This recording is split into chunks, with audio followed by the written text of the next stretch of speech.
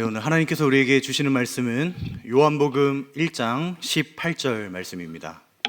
하나님께서 우리에게 주시는 말씀은 요한복음 1장 18절 말씀입니다. 하나님의 말씀을 제가 봉독하겠습니다. 이것은 하나님의 말씀입니다. 본래 하나님을 본 사람이 없으되 아버지 품속에 있는 독생하신 하나님이 나타내셨느니라. 아멘. 네, 처음 인사드리겠습니다. 장정진 목사입니다. 네.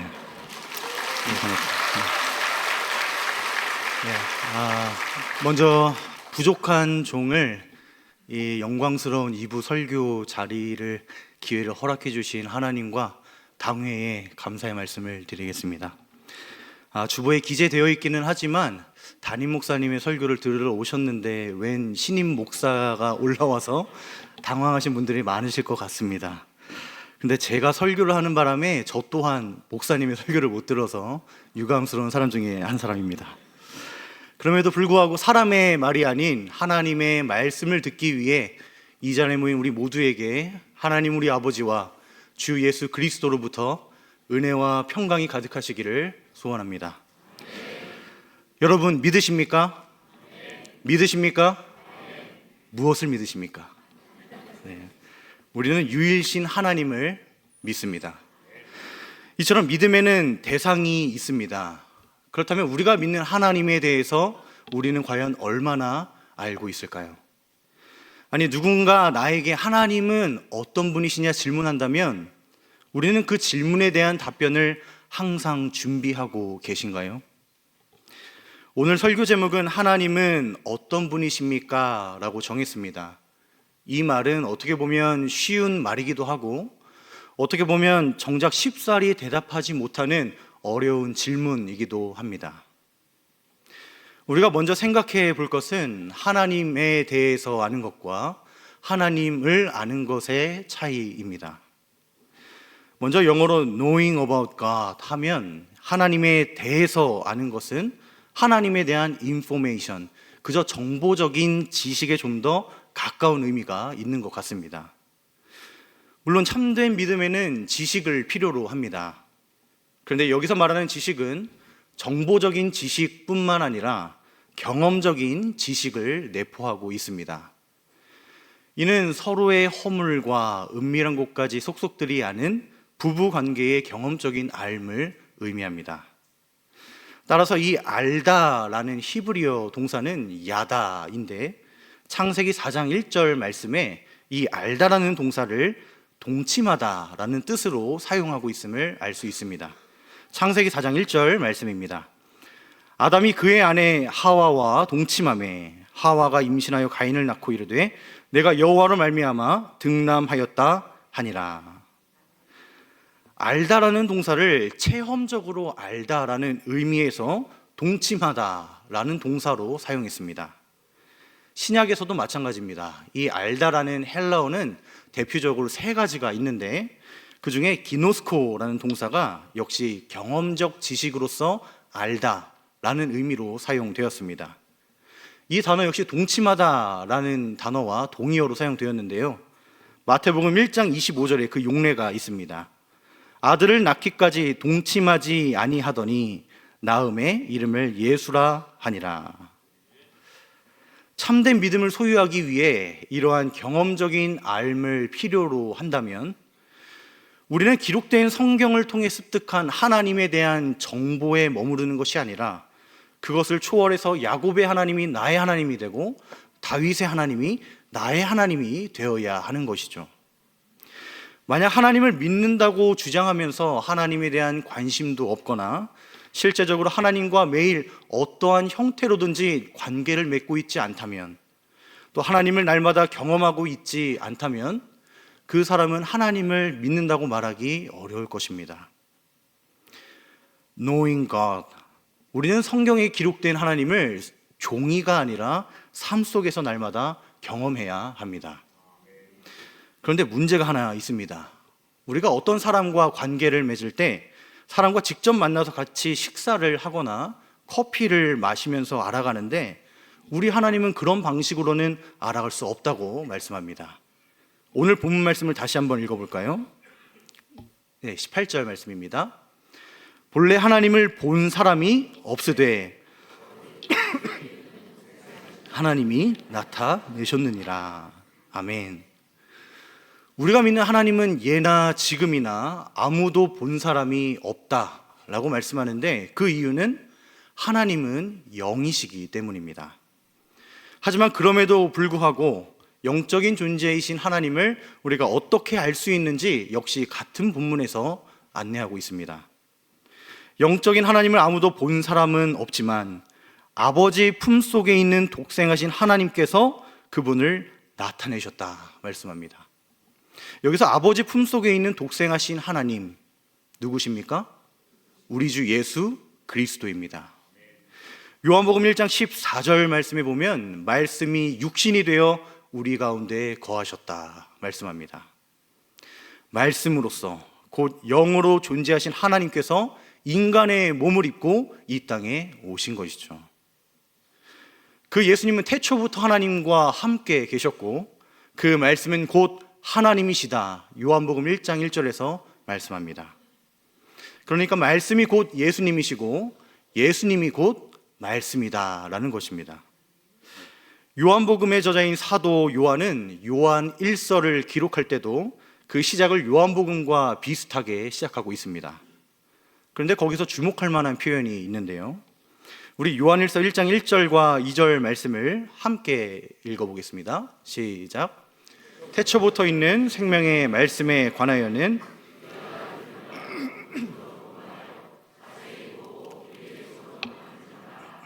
생명이 나타내신 바 된지라. 이 영원한 생명을 우리가 보았고 증언하여 너희에게 전하노니 이는 아버지와 함께 계시다가 우리에게 나타내신 바 된 이시니라. 아멘. 말씀은 곧 예수님이시다라고 했고, 이 태초부터 영으로서 존재하셨던 말씀이 우리에게 나타내신 바 되었다 말씀합니다. 혹시 여기 계신 분들 중에 예수님을 직접 눈으로 보시거나 만지신 분이 계십니까? 네, 그러면 곤란합니다. 약 2000년 전에 존재하셨던 예수님을 직접 본 사람은 아무도 없습니다. 그런데 요한은 그 예수님을 우리가 직접 보고 듣고 손으로 만진 바 되었다 말씀합니다.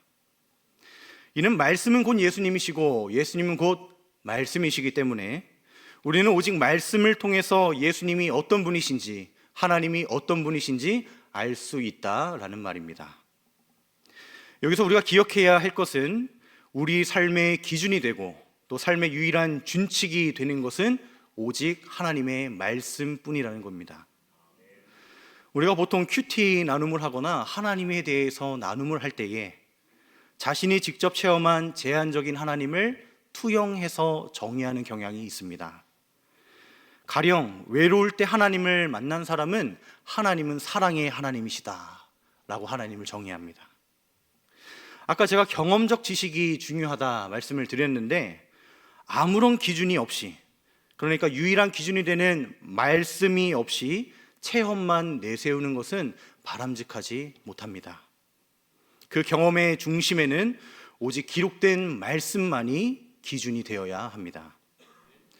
그런데 만약 자신의 어떠한 경험이나 주관적인 생각들이 기준이 된다면 그것은 이미 바른 길을 벗어나 자신의 알량한 체험과 주관적인 생각들이 말씀을 밀어내고 절대적인 기준이 되어버리는 우울을 범하는 것입니다.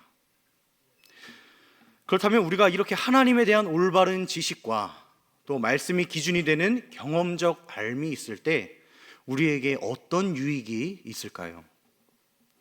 하나님에 대한 참된 지식과 경험을 하면 할수록 나 자신에 대한 참된 지식도 알 수 있게 됩니다. 16세기 프랑스 종교개혁자 장 깔뱅은 그의 책 기독교 강요에서 이렇게 말했습니다. 자신을 알지 못하고는 하나님을 알 수 없고 하나님을 알지 못하고는 자신을 알 수 없다. 다시 말하면 하나님을 알기 위해서는 반드시 나 자신에 대해서 알아야 하고 자신을 알기 위해서는 하나님에 대해 알아야 한다는 말입니다. 내가 누구인지 정확하게 하나님 앞에서 인간은 어떤 존재인지 알지 못한다면 하나님이 어떤 분이신지 우리는 알 수 없습니다. 왜냐하면 우리의 존재됨의 근거는 우리로부터 비롯된 게 아니라 하나님으로부터 비롯되었기 때문입니다. 하나님을 아는 지식과 나 자신을 아는 지식, 이 두 가지 중에 어느 것이 앞서는지는 알 수 없지만 확실한 것은 하나님에 대해서든지 또는 나 자신에 대해서든지 한쪽을 제대로 알아야 다른 한쪽도 제대로 알 수 있다라는 겁니다. 따라서 우리가 하나님은 어떤 분이신지 알기 위해 완전하신 하나님에 대해서 바로 접근할 수 있지만 나 자신을 아는 지식에 대해 접근을 해도 그 과정과 끝에서 하나님을 발견하게 될 것입니다. 이와 관련해서 오늘 설교 제목은 하나님은 어떤 분이십니까? 라고 명시되어 있지만 이는 동시에 인간은 어떤 존재입니까? 라고 해석되기도 합니다. 17세기 영국의 믿음의 선진들은 웨스트민스터 소유리문답 4문에서 하나님에 대해 이렇게 소개합니다. 네, 화면을 띄워주시면 제가 질문을 읽고 여러분들이 답을 읽어주시기 바랍니다. 하나님은 어떤 분이십니까? 그분의 존재와 지혜와 권능과 거룩하심과 의로우심과 선하심과 인자하심과 진실하심은 무한하시며 영원하시며 불변하십니다. 이외에도 하나님은 사랑이시고 오래 참으시고 신실하시고 이렇게 또 다른 성품들이 셀 수 없이 많이 존재한다는 것을 우리는 잘 알고 있습니다. 그럼에도 불구하고 소유리문답에 기록된 이 내용들만 해도 우리는 하나님을 아는 지식과 나 자신을 아는 지식에 대해서 충분히 습득할 수 있습니다. 다시 한번 자막을 띄워주시고 앞에서부터 하나씩 간략하게 살펴보겠습니다. 제일 먼저 기록된 것은 하나님은 영적인 존재이십니다. 그럼 우리는 어떤 존재일까요? 우리 역시도 육체를 지닌 영적인 존재입니다. 이것이 인간과 짐승의 큰 차이죠. 그리고 하나님은 존재하시는 분이다 기록되어 있는데 우리 역시도 존재하고 있습니다. 하나님은 지혜와 권능과 거룩과 의와 선과 인자와 진실하신 속성이 있는데 그것들 역시 우리 인간도 공유하고 있는 속성입니다. 그런데 차이점이 하나 있다면 우리와 공유하고 있는 그 속성들은 인간에게는 유한하며 제한적이고 가변적이라는 사실입니다. 가령 하나님과 우리는 같은 영적인 존재라고 해서 하나님을 인간의 영혼과 같은 취급을 해서는 안 됩니다. 그 이유는 고린도전서 15장 45절에 나와 있습니다. 기록된 바 첫사람 아담은 생령이 되었다 함과 같이 마지막 아담은 살려주는 영이 되었나니. 이 말씀에서 인간의 영과 하나님의 영은 엄연히 차원이 다른 구별되는 속성으로서의 영이라는 것을 정확하게 짚어주고 있습니다. 첫사람 아담, 곧 인간은 생령, 살아있는 영이 되었다 말씀합니다. 그 다음에 마지막 아담, 곧 예수님이자 하나님의 영은 무슨 영이라고 합니까? 살려주는 영이라고 말씀합니다. 하나님의 영은 인간의 영을 살려주고 스스로 존재하시는 영입니다. 인간의 영은 피조된 영입니다. 마찬가지로 하나님도 존재하시고 우리 인간도 존재하지만 하나님은 스스로 존재하시는 여호와 하나님이시고 우리는 하나님께서 지으셨기 때문에 존재할 수 있게 된 것입니다. 또한 우리 역시 분명히 지혜와 권능, 의로움, 선함, 인자함, 진실함 성품들이 존재하긴 합니다만 특징이 있다면 아까도 말씀드렸듯이 그것들은 모두 유한하고 일시적이고 변질된다는 것입니다. 우리가 이 소유리문답의 답에서 주의 깊게 봐야 할 하나님의 속성 중 세 가지는 마지막에 기록되어 있는 무한하심, 영원하심, 그리고 불변하심입니다. 전반부에 언급한 속성들은 방금 언급한 대로 인간에게 완전하진 않지만 우리 인간에게도 공유하고 있는 속성들입니다. 어찌됐든 겉모양이라도 인간이 따라할 수 있는 속성이라고 한다면 마지막에 언급된 무한하심과 영원하심, 불변하심이라는 속성은 인간이 흉내조차 낼 수도 없는 절대적인 하나님의 속성에 해당합니다. 다시 말씀드리지만 인간은 그와 반대로 유한하고 일시적이며 하루에도 마음이 수천 번은 바뀌는 가변적인 불완전한 존재입니다. 이를 잘 나타내고 있는 장면이 바로 아담과 하와가 타락하는 장면으로 꼽을 수 있겠습니다. 뱀이 처음에 하와를 유혹할 때 하나님을 배제한 상태로 독립적으로 행할 것을 요구했습니다. 다시 말해 방금 말씀드렸던 하나님만 소유하고 있는 무한하심과 영원하심, 불변하심의 속성들을 가질 수 있다라고 유혹한 것이죠. 창세기 2장 17절에서 하나님은 이렇게 말씀하십니다. 선악을 알게 하는 나무의 열매는 먹지 말라.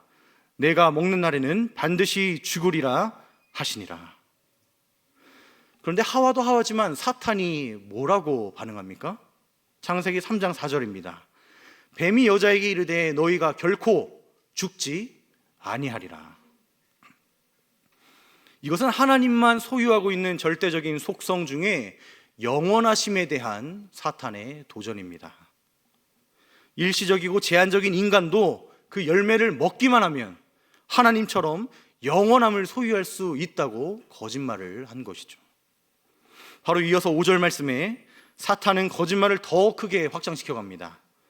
너희가 그것을 먹는 날에는 너희 눈이 밝아져 하나님과 같이 되어 선악을 알 줄 하나님이 아심이니라. 하나님과 같이 된다, 곧 하나님이 될 것이다 라고 미혹합니다. 이는 하나님의 무한하심과 불변하심의 절대적인 속성을 누리게 될 것이라는 거짓말이자 하나님에 대한 사탄의 도전입니다. 교활한 거짓의 아비인 사탄은 오늘날 이 시대에도 타 종교와 사상들 속에 파고들어 하나님에 대한 도전을 멈추지 않고 있습니다. 불교에서 가르치는 윤회설을 생각해 보십시오. 이 땅에서의 죽음이 끝이 아니라 이 생에서 어떤 삶을 살았느냐에 따라 저 세상에서 계속해서 다른 형태로 부활한다고 가르치지 않습니까? 이건 역시 하나님의 영원하심에 대한 속성을 소유할 수 있다라는 거짓말에 불과합니다. 또한 뉴에이지 사상이 추구하는 신념은 한마디로 신과의 합일입니다. 명상이나 요가 등을 통해 내가 어떤 사물이나 사람과 합일을 이룰 수 있고, 또 결국 그러한 수련들을 통해 나 자신이 신과 하나가 될 수 있다는 궁극적인 목적을 둔 사상이 뉴에이지입니다. 그렇다면 이러한 사상은 하나님의 무한하심과 불변하심의 속성을 인간이 얼마든지 노력만 하면 소유할 수 있고 하나님과 합일될 수 있다는 유혹이기에 각별히 주의하고 경계해야 할 필요가 있습니다. 결국 하나님은 이러한 분이십니다 라고 오늘 설교 제목에 답하는 것보다 우리 인간은 무한하시고 영원하시고 불변하시는 하나님께 100% 의존적인 존재라는 사실을 고백하는 것이 더 적절한 답변인 것 같습니다. 우리가 믿는 하나님은 천지 만물을 창조하시고 지금도 운행하시는 전능하신 유일신입니다. 그 하나님이 없는 삶은 살았으나 죽은 삶이요 세상에서 가장 불쌍한 삶입니다.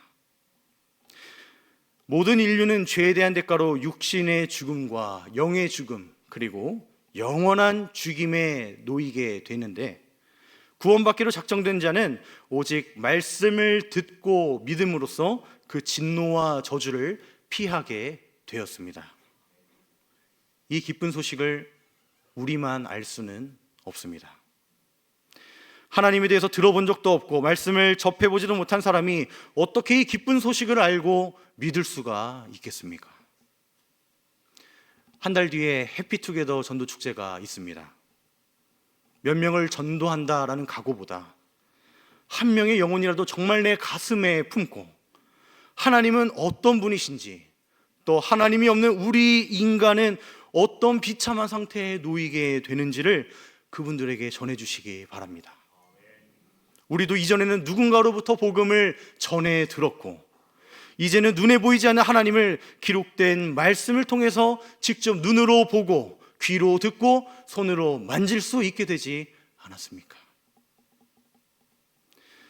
우리가 그 말씀을 삶의 현장에 살아냄으로써 주변에 하나님을 모르는 이웃들에게 하나님의 성품과 복음의 진수를 드러낼 수 있는 우리 모두가 되었으면 좋겠습니다. 들은 말씀을 정리하겠습니다. 오늘 설교 제목에 대한 답변으로 하나님은 이런 분이십니다 라고 딱 잘라서 정의를 내리는 것은 매우 어려운 일입니다. 왜냐하면 하나님에 대해서 성경 66권 전체가 무궁무진하게 하나님에 대해서 표현하고 있기 때문입니다. 반대로 우리 인간은 하나님 앞에서 어떤 존재인지 접근하는 것이 더 쉬울 것입니다. 왜냐하면 성경에서 인간은 죄인이다 라고 간단하게 표현하고 있기 때문입니다. 따라서 말씀의 거울로 나 자신을 비추게 되면 나 자신이 얼마나 죄악으로 가득 차 있는지, 하나님이 없이는 얼마나 비참한 상태에 놓여 있는지, 지식을 아는 참된 지식을, 나 자신을 아는 지식을 깨닫게 되고, 그것은 곧 하나님은 어떤 분이신지에 대한 올바른 지식이 될 것입니다. 최초의 인류가 타락했던 원인은 인간이 하나님을 배제하고 스스로 무한하고 영원하고 불변한 존재가 되기 원했던 교만으로부터 시작되었다는 것을 기억해야 합니다. 인간은 그렇게 타락하여 스스로 구원할 수 없는 아주 비참한 상태에 놓였는데 하나님은 그것을 피할 수 있는 구원의 방편을 내어주셨습니다. 그것이 곧 믿음과 회개인데, 복음에 대해 들어본 적이 없는 사람이 어떻게 믿음이 생기고 회개할 수 있겠습니까? 이번 해피투게더 전도축제를 지금부터 기도로 준비하며 우리의 입과 우리의 삶으로 지금 내 머릿속에 떠오르는 그 사람에게 복음을 증거할 수 있는 복된 시간 되시기를 소원합니다.